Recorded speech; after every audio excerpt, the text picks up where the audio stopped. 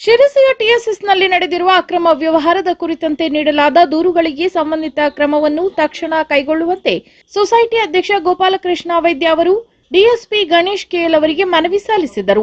The Totgars cooperative sales ಸೊಸೈಟಿಯ ಹಿಂದಿನ ಆಡಳಿತ ಮಂಡಳಿಯ ಅಧಿಕಾರಾವಧಿಯಲ್ಲಿ ಸಂಘದ ಪ್ರಧಾನ ವ್ಯವಸ್ಥಾಪಕರಾಗಿದ್ದ ರವೀಶ್ ಅಚ್ಯುತ್ ಹೆಗಡೆ ಹಾಗೂ ಇತರರು ಕರ್ನಾಟಕ ಸಹಕಾರ ಸಂಘಗಳ ಕಾಯಿದೆ ಕಲಂಗಳು ಹಾಗೂ ಸಂಘದ ನಿಯಮಾವಳಿಗೆ ವಿರುದ್ಧವಾಗಿ ನಡೆಸಿದ ಅವ್ಯವಹಾರಗಳ ಕುರಿತಂತೆ ಹಾಲಿ ಆಡಳಿತ ಮಂಡಳಿಯು ಲೆಕ್ಕ ಪರಿಶೋಧಕರಿಂದ ಮರು ಲೆಕ್ಕ ಪರಿಶೋಧನೆ ನಡೆಸುತ್ತಿದೆ. ಈ ಲೆಕ್ಕ ಪರಿಶೋಧಕರು ನೀಡಿದ ಮಧ್ಯಂತರ ವರದಿಯನ್ನು ಆಧರಿಸಿ ಸಂಘದ ಅವ್ಯವಹಾರಗಳಲ್ಲಿ ಭಾಗಿಯಾದವರ ಮೇಲೆ ಪೊಲೀಸ್ ನಿರೀಕ್ಷಕರು ಹೊಸ ಮಾರುಕಟ್ಟೆ ಪೊಲೀಸ್ ಠಾಣೆ ಶಿರಸಿ ಇದರಲ್ಲಿ 6 ಕ್ರಿಮಿನಲ್ ಪ್ರಕರಣಗಳನ್ನು ಸಂಘದಿಂದ ದಾಖಲಿಸಲಾಗಿದೆ. ಇನ್ನು ಈ ಪ್ರಕರಣಗಳ ಕುರಿತು ತನಿಖೆಗಳು ಇನ್ನೂ ಆರಂಭವಾಗದೇ ಇರುವ ಹಿನ್ನೆಲೆಯಲ್ಲಿ ಸಂಘದ ಅಧ್ಯಕ್ಷರು ಜೂನ್ 14ರಂದು ಶಿರಸಿಯ ಉಪ ಪೊಲೀಸ್ ಅಧೀಕ್ಷಕರ ಕಚೇರಿಗೆ ತೆರಳಿ ಈಗಾಗಲೇ ತಾವು ದಾಖಲಿಸಿದ 6 ಕ್ರಿಮಿನಲ್ ಪ್ರಕರಣಗಳ ಕುರಿತು ಶೀಘ್ರವಾಗಿ ತನಿಖೆ ಪ್ರಾರಂಭಿಸುವಂತೆ ಸಂಬಂಧಪಟ್ಟ ಅಧಿಕಾರಿಗಳಿಗೆ ಸೂಚಿಸಬೇಕೆಂದು ಮನವಿ ಸಲ್ಲಿಸಿದರು. ಇನ್ನು ಈ ವೇಳೆ ಸಂಘದ ಉಪಾಧ್ಯಕ್ಷರಾದ ಎಂಎನ್ ಭಟ್ ತೋಟಿಮನೆ, ನಿರ್ದೇಶಕರುಗಳು, ಶಾಖಾ ಸಲಹಾ ಸಮಿತಿ ಸದಸ್ಯರು, ಪರಿಸರವಾದಿ ಶಿವಾನಂದ್ ಕಳವೆ ಸೇರಿದಂತೆ ಸಂಘದ ರೈತ ಸದಸ್ಯರು ಉಪಸ್ಥಿತರಿದ್ದರು. ನಮ್ಮ ಕ್ಷೇತ್ರದ ಶಾಸಕ ಶಿವರಾಮ್ ಹೆಬ್ಬಾರ್ ಅವರ ಕುರಿತಾಗಿ ತಲಾಕ್ ಎನ್ನುವ ಅತ್ಯಂತ ಅಸಂವಿಧಾನಿಕ ಪದ ಬಳಕೆ ಮಾಡಿದ ವಿಧಾನ ಪರಿಷತ್ ಸದಸ್ಯ ಶಾಂತಾರಾಮ್ ಸಿದ್ದಿ ಮತ್ತು ಅನಾನುಭವಿ ನೈತಿಕತೆ ಇಲ್ಲದ ಬಿಜೆಪಿ ಮಂಡಲ ಅಧ್ಯಕ್ಷರ ಹೇಳಿಕೆಗಳನ್ನು ಅತ್ಯಂತ ತೀವ್ರವಾಗಿ ಖಂಡಿಸುತ್ತೇವೆ ಎಂದು ಹೆಬ್ಬಾರ್ ಅಭಿಮಾನಿ ಬಳಗದ ಮುರಳಿ ಹೆಗಡೆ, ಶಿರೀಶ್ ಪ್ರಭು ಹಾಗೂ ಡಾಕ್ಟರ್ ರವಿ ಭಟ್ ತಿಳಿಸಿದ್ದಾರೆ.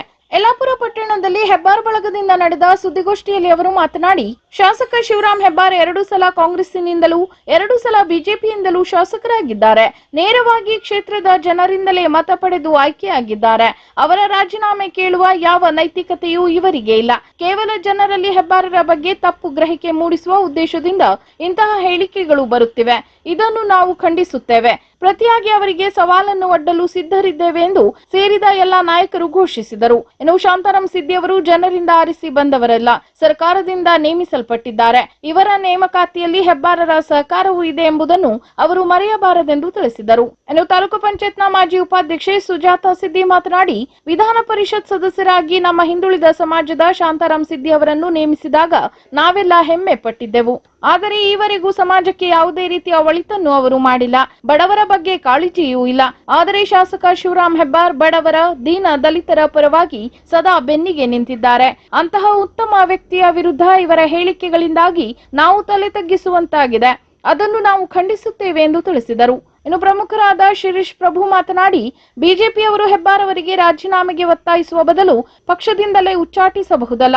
ಅದನ್ನು ಬಿಟ್ಟು ಕೇವಲ ಪತ್ರಿಕಾಗೋಷ್ಠಿ ಕರೆದು ಪ್ರತಿಭಟನೆ ಮಾಡುತ್ತೇವೆ ಎಂಬುದು ಅಸಮಂಜಸವಾದದ್ದು. ಪ್ರತಿಭಟನೆ ಮಾಡಲಿ, ನಾವು ನೋಡುತ್ತೇವೆ ಎಂದು ಪ್ರಮುಖರು ಮಾತನಾಡಿದರು. ನಂತರ ಕುಂದರ್ಗಿಯ ದತ್ತು ನಾಯ್ಕ್ ಮಾತನಾಡಿ, ಬಿಜೆಪಿಯವರ ಹೇಳಿಕೆಯನ್ನು ತೀವ್ರವಾಗಿ ಖಂಡಿಸುತ್ತೇವೆ. ಹಿಂದೆಂದೂ ಕಾಣದಷ್ಟು ನೀರಾವರಿ, ರಸ್ತೆ, ಚಿಕ್ಕ ಡ್ಯಾಂ, ಸರ್ಕಾರಿ ಮತ್ತು ಖಾಸಗಿ ಕಟ್ಟಡಗಳು ಸೇರಿದಂತೆ ಅಭಿವೃದ್ಧಿ ಸಾಕಷ್ಟು ಆಗಿದೆ.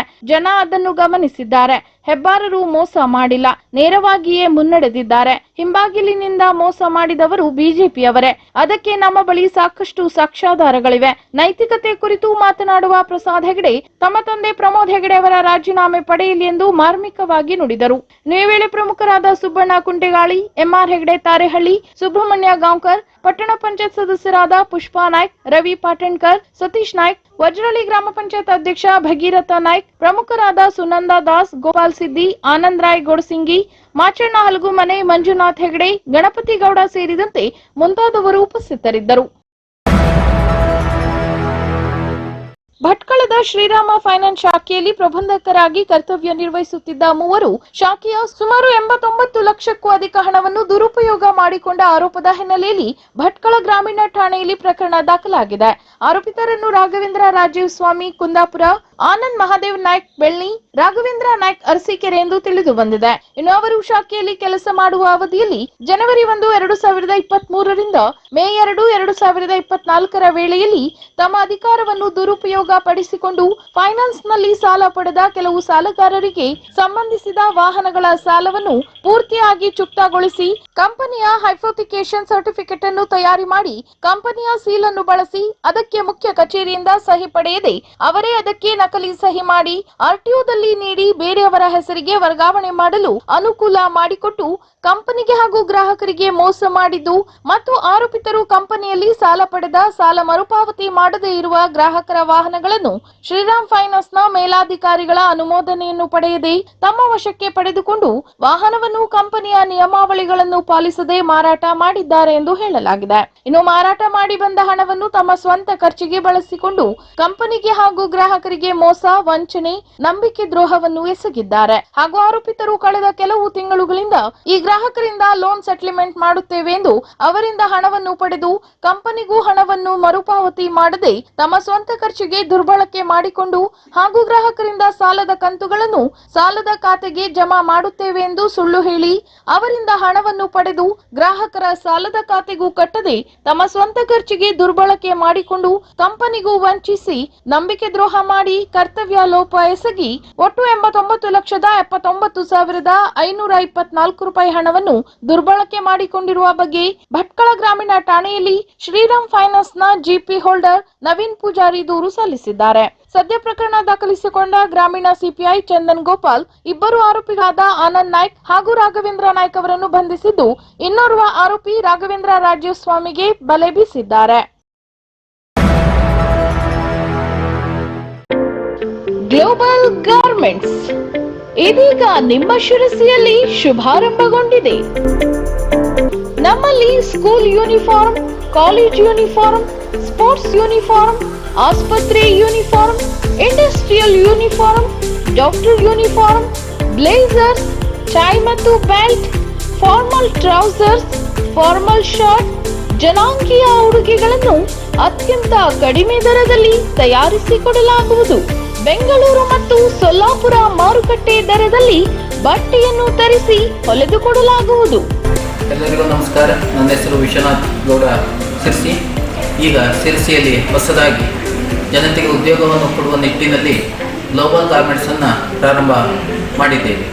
ಈ ಉದ್ಯಮವನ್ನು ಯಶಸ್ವಿಗೊಳಿಸಲು ತಮ್ಮೆಲ್ಲರ ಸಹಾಯ ಸಹಕಾರ ಕೂಡ ಅತಿ ಅವಶ್ಯಕವಾಗಿದೆ. ನವೀನ ಶೈಲಿ, ಉತ್ಕೃಷ್ಟ ಉತ್ಪನ್ನ ನಮ್ಮ ಭರವಸೆ. ಅಲ್ಲದೆ ನಮ್ಮಲ್ಲಿ ಉಚಿತವಾಗಿ ಹೊಲಿಗೆ ತರಬೇತಿ, ಎಂಬ್ರಾಯ್ಡರಿ, ಬ್ಯೂಟಿಷಿಯನ್ ತರಬೇತಿಗಳನ್ನು ನೀಡಲಾಗುವುದು. ತರಬೇತಿಯ ನಂತರ ಕೇಂದ್ರ ಸರ್ಕಾರದ ಮಾನ್ಯತೆ ಪಡೆದ ಪ್ರಮಾಣ ಪತ್ರವನ್ನು ಸಹ ನೀಡಲಾಗುವುದು. ಹೆಚ್ಚಿನ ಮಾಹಿತಿಗಾಗಿ ಸಂಪರ್ಕಿಸಿ global garments, Vasuki building, doctor Dinesh Shetty ಆಸ್ಪತ್ರೆ ಎದುರು, ಹೋಟೆಲ್ ಮಧುವನ ಹಿಂಭಾಗ, ಶಿರಸಿ. ತಮ್ಮಲ್ಲಿ ಈ ಮೂಲಕ ನಾವು ವಿನಂತಿಸಿಕೊಳ್ಳುವುದೇನೆಂದರೆ ಅದೇ ರೀತಿ ಗಾರ್ಮೆಂಟ್ಸ್ ಅನ್ನು ಯಶಸ್ವಿಗೊಳಿಸಲು ತಾವೆಲ್ಲರೂ ಸಹಾಯ ಸಹಕಾರವನ್ನು ನೀಡಬೇಕಾಗಿ ತಮ್ಮಲ್ಲಿ ವಿನಂತಿಸಿಕೊಳ್ಳುತ್ತಿದ್ದೇವೆ. ಮುನಗೋಡ್ ತಾಲೂಕಿನ ವಾಹನ ಸವಾರರಿಗೆ ಹೆಲ್ಮೆಟ್ ಧರಿಸಿಕೊಳ್ಳಿ, HSRP ನಂಬರ್ ಪ್ಲೇಟ್ ಅಳವಡಿಸುವಂತೆ ಹಾಗೂ ಟ್ರಾಫಿಕ್ ನಿಯಮಗಳನ್ನು ಪಾಲಿಸದಿದ್ದರೆ ಮುಂದಿನ ಕ್ರಮಗಳನ್ನು ಎದುರಿಸಬೇಕಾಗುತ್ತದೆ ಎಂದು ಸಿಪಿಐ ರಂಗನಾಥ್ ಜಿಎನ್ ವಾಹನ ಸವಾರರಿಗೆ ತಿಳಿಸಿದರು. ಅವರು ಮುನಗೋಡದ ಬಸ್ ನಿಲ್ದಾಣದ ಮುಂದೆ ಶಿರಸಿ ಹುಬ್ಬಳ್ಳಿ ರಸ್ತೆಯಲ್ಲಿ ಹೆಲ್ಮೆಟ್ ಹಾಗೂ HSRP ನಂಬರ್ ಅಳವಡಿಸದೆ ವಾಹನಗಳು ಸಾಗುತ್ತಿರುವುದನ್ನು ಸಿಪಿಐ ಅವರು ತಮ್ಮ ಸಿಬ್ಬಂದಿಗಳ ಮುಖಾಂತರ ತಡೆದು ಯಾವುದೇ ದಂಡ ವಿಧಿಸದೆ ಜಾಗೃತಿ ಮೂಡಿಸಿದರು. ಇನ್ನು ಪಟ್ಟಣದ ಬಸ್ ನಿಲ್ದಾಣದ ಮುಂದೆ ಹಾಗೂ ಕೋರ್ಟ್ ಸರ್ಕಲ್ ಬಳಿ ಟ್ರಾಫಿಕ್ ಸಮಸ್ಯೆಗಳು ಹೆಚ್ಚಾಗುತ್ತಿದ್ದು ಬಸ್ ನಿಲ್ದಾಣಕ್ಕೆ ಬಸ್ಸುಗಳು ಪ್ರವೇಶ ಮಾಡುವಲ್ಲಿ ಸಾರ್ವಜನಿಕರ ವಾಹನಗಳು ನಿಲ್ಲಿಸಿರುವುದರಿಂದ ರಸ್ತೆಯಲ್ಲಿ ವಾಹನಗಳು ಮತ್ತು ಸರ್ಕಾರಿ ಬಸ್ಸುಗಳು ಒಂದು ಕ್ಷಣ ನಿಲ್ಲುವಂತೆ ಆಗುತ್ತಿದ್ದು ಅವುಗಳನ್ನು ಸರಿಪಡಿಸಲು ಸಿಪಿಐ ಅವರು ಬಸ್ ನಿಲ್ದಾಣದ ಸುತ್ತಮುತ್ತ ನಿಲ್ಲಿಸುವ ವಾಹನಗಳ ಸವಾರರಿಗೆ ಇದೇ ವೇಳೆ ಎಚ್ಚರಿಕೆ ನೀಡಿದರು. ಮಕ್ಕಳಲ್ಲಿ ಅಪೌಷ್ಟಿಕತೆಯನ್ನು ಕಡಿಮೆ ಮಾಡುವ ಉದ್ದೇಶದಿಂದ ಅನುಷ್ಠಾನಗೊಂಡಿರುವ ಪೋಷಣ ಅಭಿಯಾನ ಕಾರ್ಯಕ್ರಮದ ದೈನಂದಿನ ಪ್ರಗತಿಯನ್ನು ಪೋಷಣ್ ಟ್ರ್ಯಾಕರ್ ತಂತ್ರಾಂಶದಲ್ಲಿ ದಾಖಲಿಸಲು ಹಾಗೂ ಇತರೆ ತಾಂತ್ರಿಕ ವರದಿಗಳನ್ನು ನೀಡಲು ಅಂಗನವಾಡಿ ಕಾರ್ಯಕರ್ತೆಯರು ಮತ್ತು ಮೇಲ್ವಿಚಾರಕರಿಗೆ ಹೊಸ ಸ್ಯಾಮ್ಸಂಗ್ A5 ಮೊಬೈಲ್ಗಳು ಮಹಿಳಾ ಮತ್ತು ಮಕ್ಕಳ ಅಭಿವೃದ್ಧಿ ಇಲಾಖೆಯ ಮೂಲಕ ಜಿಲ್ಲೆಯ ಅಂಗನವಾಡಿ ಕಾರ್ಯಕರ್ತೆಯರು ಮತ್ತು ಮೇಲ್ವಿಚಾರಕರ ಕೈ ಸೇರಲಿದೆ.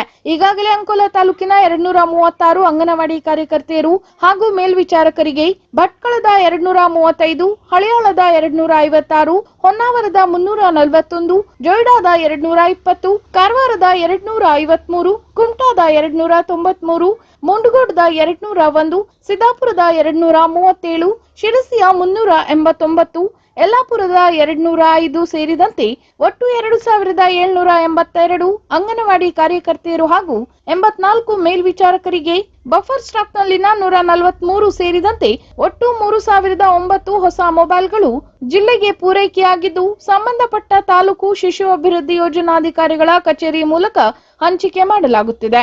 ಅಂಗನವಾಡಿಯಲ್ಲಿ ಪ್ರತಿದಿನ ನಡೆಯುವ ಚಟುವಟಿಕೆಗಳನ್ನು ಕೂಡ ಈ ಮೊಬೈಲ್ ಮೂಲಕ ದಾಖಲಿಸಲಾಗುತ್ತಿದ್ದು, ಪ್ರತಿದಿನ ಅಂಗನವಾಡಿ ತೆರೆದಿರುವ ಬಗ್ಗೆ, ಮಕ್ಕಳು ಹಾಜರಾಗಿರುವ ಬಗ್ಗೆ, ಮಕ್ಕಳಿಗೆ ಪೌಷ್ಟಿಕ ಉಪಹಾರ ನೀಡುವ ಕುರಿತ ಫೋಟೋಗಳನ್ನು ಹಾಗೂ ಗರ್ಭಿಣಿ ಸ್ತ್ರೀಯರು ಮತ್ತು ಬಾಣಂತಿಯ ಆರೋಗ್ಯ ವಿಚಾರಣೆಗೆ ಪ್ರತಿದಿನ ಮನೆ ಭೇಟಿ ನೀಡುವ ವಿವರಗಳನ್ನು ಸಹ ಈ ತಂತ್ರಾಂಶದಲ್ಲಿ ಅಳವಡಿಸಲಾಗುತ್ತಿದ್ದು, ಅಂಗನವಾಡಿ ಕಾರ್ಯಕರ್ತೆಯರು ಅಳವಡಿಸುವ ಈ ಎಲ್ಲಾ ಮಾಹಿತಿಯು ಸಂಬಂಧಪಟ್ಟ ಹಿರಿಯ ಅಧಿಕಾರಿಗಳಿಗೆ ನೇರವಾಗಿ ದೊರೆಯುವಂತೆ ತಂತ್ರಾಂಶ ಸಿದ್ಧಪಡಿಸಲಾಗಿದೆ.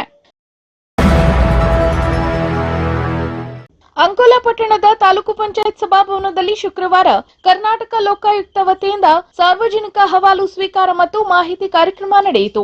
ಲೋಕಾಯುಕ್ತ ಎಸ್ಪಿ ನೇತೃತ್ವದಲ್ಲಿ ನಡೆದ ಸಭೆಯಲ್ಲಿ ಸಾರ್ವಜನಿಕ ಹಿತಾಸಕ್ತಿಗೆ ಸಂಬಂಧಿಸಿದಂತೆ 7 ದೂರುಗಳು ಸಲ್ಲಿಕೆಯಾದವು. ಇನ್ನು ಅರ್ಜಿಗಳನ್ನು ವಿಚಾರಿಸಿದ ಲೋಕಾಯುಕ್ತ ಅಧಿಕಾರಿಗಳು 3 ದೂರುಗಳಿಗೆ ಆನ್ಲೈನ್ ಮೂಲಕ ದೂರು ಸಲ್ಲಿಕೆಯಾಗಿ ವಿಚಾರಣೆ ನಡೆಸುವಂತೆ ಕ್ರಮ ಕೈಗೊಂಡರು. ಇನ್ನು ನಿಗದಿತ ಸಮಯದ ಅವಧಿಯೊಳಗೆ ಅರ್ಜಿಗೆ ಸಂಬಂಧಿಸಿದ ಪರಿಹಾರ ಕ್ರಮಗಳನ್ನು ಕೈಗೊಂಡು ಅರ್ಜಿ ವಿಲೇವಾರಿ ಮಾಡುವಂತೆ ಇದೇ ವೇಳೆ ಸೂಚಿಸಿದರು. ಇನ್ನು ಇದೇ ವೇಳೆ ಬಾವಿಕೆರೆ ಗ್ರಾಮ ಪಂಚಾಯತ್ ವ್ಯಾಪ್ತಿಯ ಚರಂಡಿಯ ಸಮಸ್ಯೆ ಸಂಬಂಧಿಸಿದಂತೆ ಉದಯ್ ವಾಮನ್ ನಾಯ್ಕ್ ದೂರು ಸಲ್ಲಿಸಿದರೆ, ಉಪ್ಪು ನೀರು ತಡೆಗೋಡೆಗೆ ಸಂಬಂಧಿಸಿದಂತೆ ಶೇಟಗಿರಿ ಗ್ರಾಮ ಪಂಚಾಯತ್ ಸದಸ್ಯ ನಾರಾಯಣ್ ಮಹಾಲೆ ದೂರು ಸಲ್ಲಿಸಿದರು. ಇನ್ನು ಈ ವೇಳೆ ಲೋಕಾಯುಕ್ತ ಎಸ್ಪಿ ಕುಮಾರ್ ಚಂದ್ರ, ಪ್ರಭಾರಿ ಡಿಎಸ್ಪಿ ವಿನಾಯಕ್ ಬಿಲ್ಲವ, ಇನ್ಸ್ಪೆಕ್ಟರ್ ಸಿದ್ದರಾಮ್ ಬಲ್ಲುರ್ಗಿ, ತಹಶೀಲ್ದಾರ್ ಅನಂತ್ ಶಂಕರ್, ತಾಲೂಕು ಪಂಚಾಯತ್ ಕಾರ್ಯನಿರ್ವಹಣಾಧಿಕಾರಿ ಸುನಿಲ್ ಎಂ, ತಾಲೂಕು ಮಟ್ಟದ ವಿವಿಧ ಇಲಾಖೆ ಅಧಿಕಾರಿಗಳು ಉಪಸ್ಥಿತರಿದ್ದರು.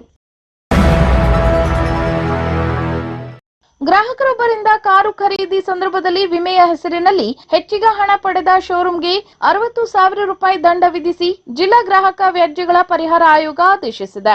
ಜಿಲ್ಲೆಯ ಕೈಗಾದ ಎನ್ಪಿಸಿಐ ಉದ್ಯೋಗಿ ಎ ರಾಜಶೇಖರನ್ ಹುಬ್ಬಳ್ಳಿಯ Nagashanti enterprises private limited, Renault India private ಲಿಮಿಟೆಡ್ನ ಮಾರಾಟಗಾರರ ಬಳಿ ಕಾರು ಖರೀದಿಸಿದ್ದರು. ಈ ಸಂದರ್ಭದಲ್ಲಿ ವಿಮೆ ಹಾಗೂ ಕಾರಿಗಾಗಿ ಶೋರೂಂನವರು ಹೆಚ್ಚಿಗೆ ಹಣ ಪಡೆದ ಕುರಿತು ಜಿಲ್ಲಾ ಗ್ರಾಹಕ ವ್ಯಾಜ್ಯಗಳ ಪರಿಹಾರ ಆಯೋಗದಲ್ಲಿ ಪ್ರಕರಣ ದಾಖಲಿಸಿದ್ದರು. ಈ ದೂರಿನ ಬಗ್ಗೆ ಕೂಲಂಕುಷವಾಗಿ ವಿಚಾರಣೆ ನಡೆಸಿದ ಆಯೋಗದ ಅಧ್ಯಕ್ಷ ಡಾಕ್ಟರ್ ಮಂಜುನಾಥ್ ಎಂ ಬಮ್ಮನಕಟ್ಟಿ ಹಾಗೂ ಸದಸ್ಯೆ ನೈನಾ ಕಾಮಟೆ, ಶೋರೂಂನವರ ಕಾರಿನ ಮೊತ್ತದಲ್ಲಿ ಹಾಗೂ ವಿಮೆಯ ಹೆಸರಿನಲ್ಲಿ ಹೆಚ್ಚಿನ ಹಣ ಪಡೆದವರನ್ನು ಗಮನಿಸಿ ಎದುರುದಾರರು ಸೇವಾ ನ್ಯೂನತೆಯೊಂದಿಗೆ ಅನುಚಿತ ವ್ಯಾಪಾರ ನೀತಿಯನ್ನು ಅನುಸರಿಸದೇ ಇರುವುದರಿಂದ ಹುಬ್ಬಳ್ಳಿಯ ನಾಗಶಾಂತಿ ಶೋರೂಂಗೆ ಹೆಚ್ಚಿಗೆ ಪಡೆದಿದ್ದ 9,548 ರೂಪಾಯಿಗಳನ್ನು ವಾರ್ಷಿಕ 12% ಬಡ್ಡಿಯೊಂದಿಗೆ ಪಾವತಿಸುವುದರೊಂದಿಗೆ 60,000 ರೂಪಾಯಿ ದಂಡ ವಿಧಿಸಿ ಆದೇಶಿಸಿದ್ದಾರೆ. ಇನ್ನು ದಂಡದ ಮೊತ್ತದಲ್ಲಿ 45,000 ರೂಪಾಯಿಗಳನ್ನು ದೂರುದಾರರಿಗೆ ಪರಿಹಾರ ನೀಡುವಂತೆ, ಇನ್ನು ಮುಂದೆ ಈ ರೀತಿಯ ತಪ್ಪುಗಳನ್ನು ಎಸಗದಂತೆ ಎಚ್ಚರಿಕೆಗಾಗಿ 5,000 ರೂಪಾಯಿಗಳನ್ನು ಗ್ರಾಹಕರ ಕಲ್ಯಾಣ ನಿಧಿಗೆ ಪಾವತಿಸುವಂತೆ ಹಾಗೂ 10,000 ರೂಪಾಯಿಗಳನ್ನು ದೂರುದಾರರಿಗೆ ಪ್ರಕರಣದ ಖರ್ಚು ವೆಚ್ಚಕ್ಕಾಗಿ ನೀಡುವಂತೆ ಆಯೋಗ ತನ್ನ ಆದೇಶದಲ್ಲಿ ಸೂಚಿಸಿದೆ. ಇನ್ನು ದೂರುದಾರರ ಪರ ನ್ಯಾಯವಾದಿ ವಿಎ ತೋಡೂರ್ಕರ್ ಅವರು ವಕಾಲತ್ತು ನಡೆಸಿದ್ದರು.